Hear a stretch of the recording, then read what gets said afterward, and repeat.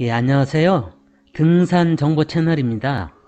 이번 시간에는 등산이라면 정말 많이 접하게 되는 고어텍스에 대해서 알아볼까 합니다. 이 고어텍스는 등산복을 사게 될 때는 아주 많이 만나게 되는 단어죠. 등산하는 분이라면 이 등산용품을 고르면서 고어텍스라는 말을 한 번 이상은 다 들어보셨을 겁니다. 자켓을 사려고 했을 때 비슷한 옷이라고 해도 고어텍스가 들어갔다고 하면서 몇십만원 비싼 경우가 있는 경우에 과연 그만한 가치가 있는지 한 번쯤 생각하게 되죠. 요즘은 등산 자켓뿐만이 아니고 등산화에도 고어텍스가 많이 적용되고 등산 모자, 등산 장갑, 스패츠 등 여러 등산 소품에 전방위적으로 고어텍스가 적용된 제품이 많아졌기 때문에 등산하는 분이라면 등산용품을 선택할 때 기본적인 상식 차원에서 잘 알아두셔야 합니다.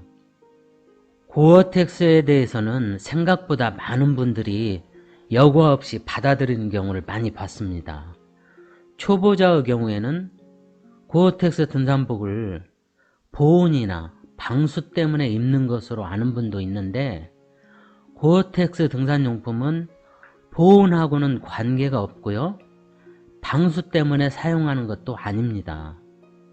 심지어 등산 경력이 많은 분들 중에서도 고어텍스에 대해서 오해하는 부분이 있기 때문에 저도 역시 원단의 전문가는 아니지만 기본적인 내용은 한 번쯤 정리를 해보는 게 좋을 것 같습니다.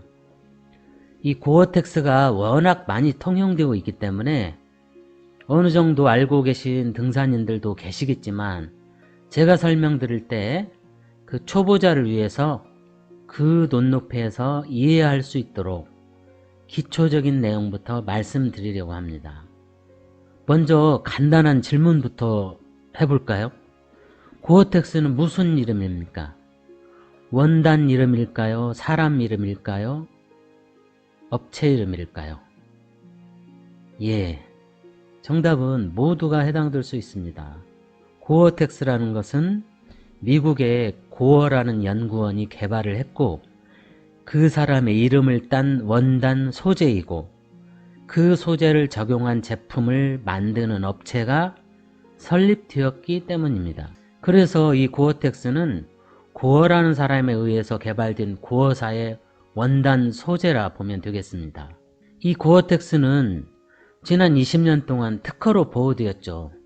이 특허받은 장점으로 인해서 고어텍스 등산용품들은 꽤나 비싼 가격으로 판매가 되었습니다. 많은 분들이 지금도 고어텍스가 들어간 제품이 비싼 것은 이 특허 때문이라고 생각을 하시는 것 같은데 이 특허는 1973년에 출원돼서 1993년에 만료된 것으로 확인됩니다. 보통 특허는 존속기간 20년이죠. 이처럼 특허가 끝났는데도 여전히 그 가격이 많이 다운되지는 않은 것 같죠. 이 고어텍스가 각광을 받게 된 핵심적인 이유는 바로 방수 방풍도 되면서 투습도 된다는 이유입니다. 방수 기능과 투습 기능은 양립하기 어렵기 때문에 그때까지만 해도 어떤 원단이든지 방수만 된다면 투습이 안 되고 투습이 된다면 방수가 어려웠는데 이 고어텍스는 두 가지 기능이 다 가능하다고 하니 획기적인 소재로 선호가 되었던 거죠. 그럼 어떻게 해서 이 두 가지 기능이 동시에 가능할까요? 그 원리를 설명드리면 다음과 같습니다. 자, 이 그림에서 보시는 바와 같이 고어텍스는 아주 미세한 구멍이 있는 멤브레인을 다른 옷감에 증착시킨 것인데 멤브레인이라는 것은 수없이 많은 미세한 구멍이 그런 구멍들로 이루어진 필름이다 생각하시면 되겠습니다.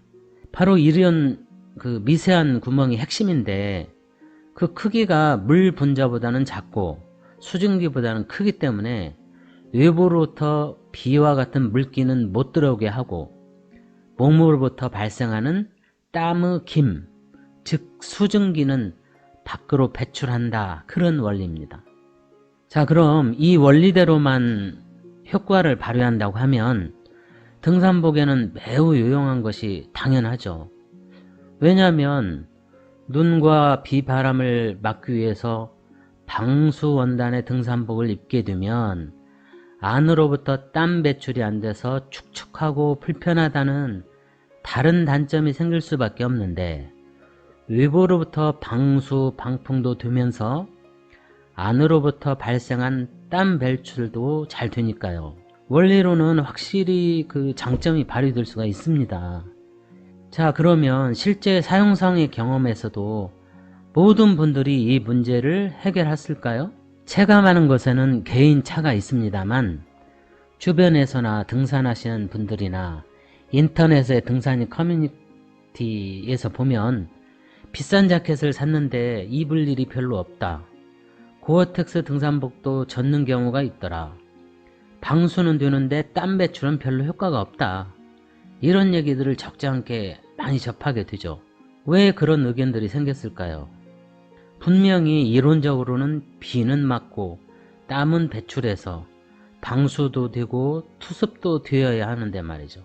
여기에서 문제가 생길 수 있는 두 가지 기능, 즉 방수와 투습에 대해서 나누어서 해석을 해보겠습니다. 만약에 방수에 문제가 있다 이렇게 느꼈다고 하면, 첫 번째는 등산복의 바깥쪽 옷감이 물에 젖었다. 두 번째는 등산복의 안쪽으로 몸까지 물이 스며들었다. 이와 같이 두 가지 경우의 수가 있습니다. 첫째와 같이 바깥쪽 옷감이 젖었다. 이 문제는 원단 바깥쪽에 발수 기능이 떨어진 겁니다. 고어텍스 원단이라고 해도 멤브레인은 옷감의 안쪽에 라이닝과 같이 접착되어 있기 때문에 바깥쪽 옷감은 멤브레인이 해결해 주지 못합니다.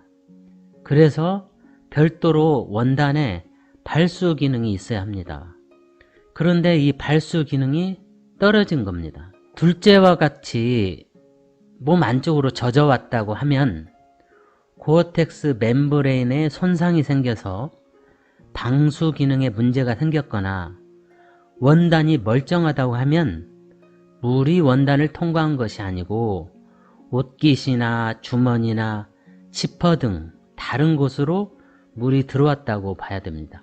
다음은 투습 기능에 문제가 있다고 느끼는 경우입니다. 사실 고어텍스의 핵심 기능은 방수가 아니라 이 투습 기능이 잘 발휘해야 그 값어치를 합니다. 만약에 투습 기능이 없다고 하면 그거는 우산이나 우이나 비닐 같은 그런 것과 똑같기 때문에 방수 기능만 있는 방수 원단과 다를 바가 없죠. 그래서 이 중요한 투습 기능을 더 주목해야 합니다. 투습에 문제가 있다고 느끼는 경우는 다음 두 가지 원인이 있다고 생각해 볼 수 있습니다. 첫째는 고어텍스의 투습 기능이 있는 것은 맞지만 그 효과를 체감할 만큼 충분하지 않은 경우입니다. 둘째는 고어텍스에 문제가 생겨서 투습 기능 자체가 발휘되지 않는 경우입니다. 우선 투습 기능이 있기는 한데 등산에 필요한 만큼 땀을 배출하는 데는 많이 부족하다 느낄 수 있습니다. 그 이유는 고어텍스의 투습 원리라는 것이 땀에서 발생하는 수증기를 배출하는 것인데 몸에서 발생하는 액체 상태의 땀은 해결할 수 없고 그 수증기로 투과시키는 역할만 가능합니다.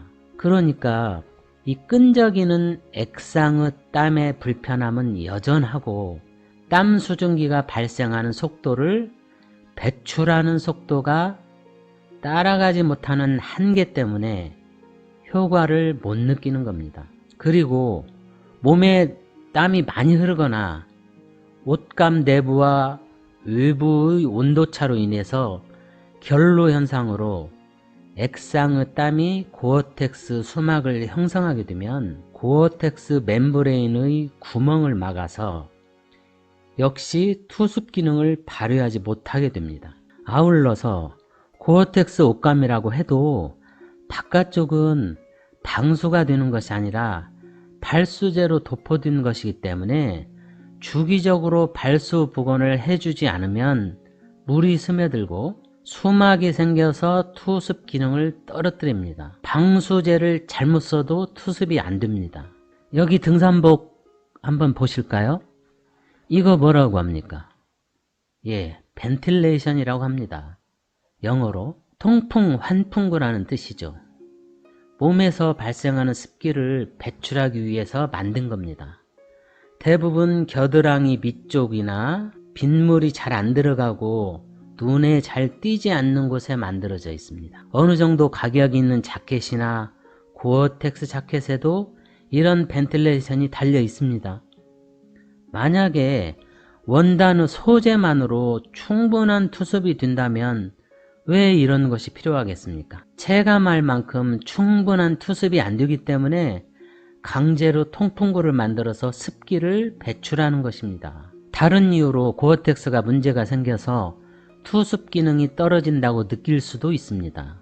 이 경우는 고어텍스 옷감의 유지 관리에서 문제가 생길 수 있습니다.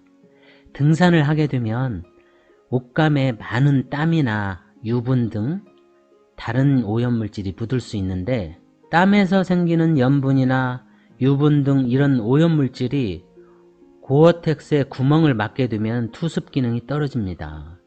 그래서 고어텍스 소재 용품을 사더라도 적절한 주기로 세탁과 손질을 계속 해주어야 됩니다. 그런데 이때도 세탁 방법이 잘못돼서 세제를 충분히 제거하지 않거나 구김 등으로 인해서 멤브레인이 손상되면 투습 기능을 발휘할 수가 없습니다. 지금까지 고어텍스의 기본 원리와 효과를 체감하지 못하는 이유를 말씀드렸습니다. 고어텍스의 대가를 지불하는 이유는 방수와 투습 기능을 동시에 한다는 것이고 그 중에서 투습 기능이 핵심이라고 말씀드렸어요. 그런데 이 투습 기능은 여러 가지 원인으로 등산의 현실에서는 기대만큼 효과를 체감하지 못하게 될 수 있다는 점도 알아봤습니다.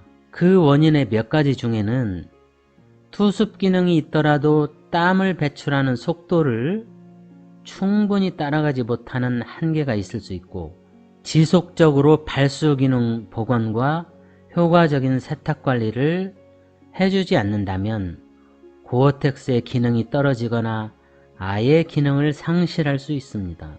고어텍스의 핵심인 이 투습 기능을 발휘하지 못한다면 그냥 수십만원짜리 방수원단을 입는 거나 마찬가지입니다. 방수 때문에 가격의 가치가 있는 것은 아니고 고어텍스 외에도 방수가 되거나 투습이 되는 원단은 많이 있죠.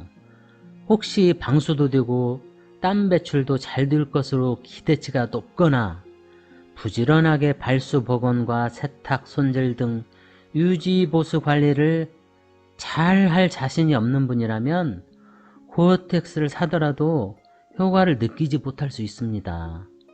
고어텍스의 기능이 잘 유지되는지 확인하는 것도 사실 육안으로는 거의 힘든 경우가 많죠. 그냥 각자의 느낌이기 때문에 개인차가 있겠습니다. 우리나라는 기능성이라는 말에 특히 약하고 이 트렌드나 유행에도 많이 좌우되는 것 같습니다.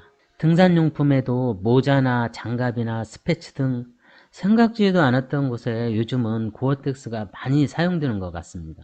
소재의 효과는 한계가 있고 그 효과도 잘 유지되어야 가능한 겁니다. 만능 소재를 기대하는 것보다는 그 용도에 맞는 각각의 용품을 잘 준비하고 상황에 맞게 등산 기술로 해결하는 방법으로 가성비와 효과도 고려해 보시면 어떨까 합니다.